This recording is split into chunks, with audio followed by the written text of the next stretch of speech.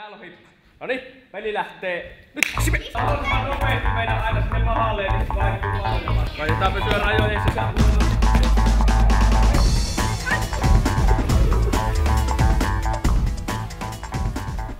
Mä aloitin taidon noin 12 vuotta sitten.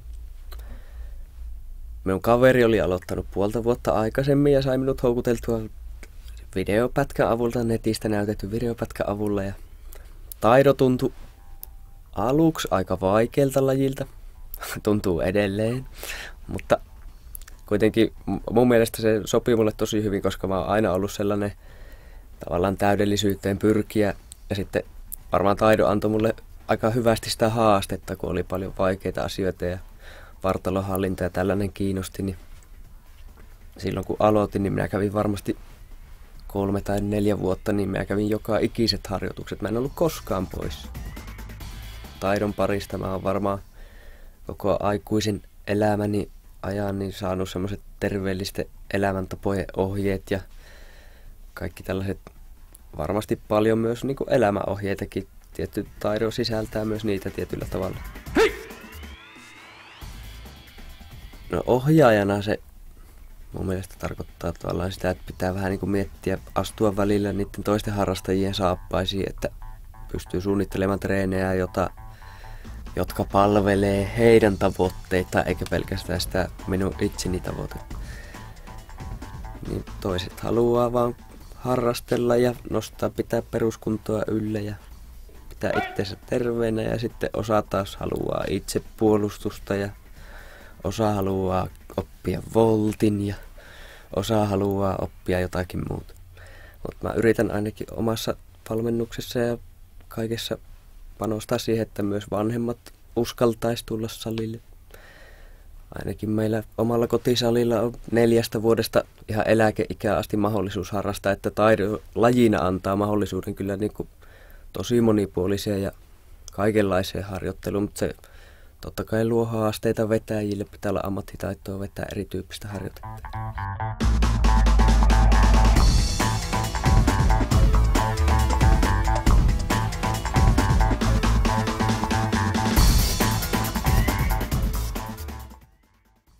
Yleensä se porukka luo se hyvä onnistumisen feeling, että taidoporukka on aika lailla yhtä perhettä, mutta mun mielestä en mä tiedä, onko se itämainen semmoinen just tämä pudohenki.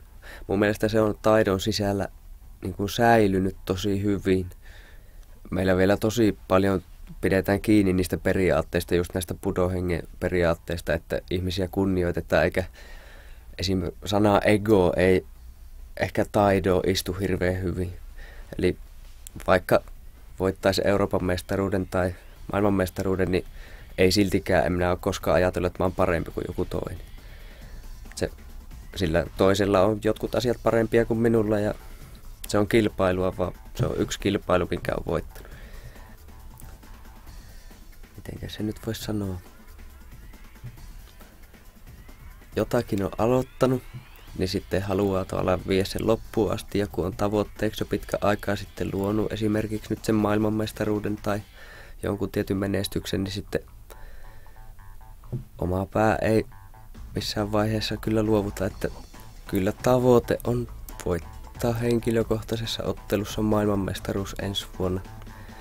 Se on minun päätavoite ja siihen oikeastaan kaikki harjoittelu tällä hetkellä tähtää, että kyllä se totta kai tuohon tavoitteeseen, jos miettii, niin en ole varmasti ainut, joka sitä maailmanmestaruutta haluaa, että totta kai maailmassa on monta todella kovaa taidokkaa, joka sitä haluaa, että ei se tule helppoa olemaan.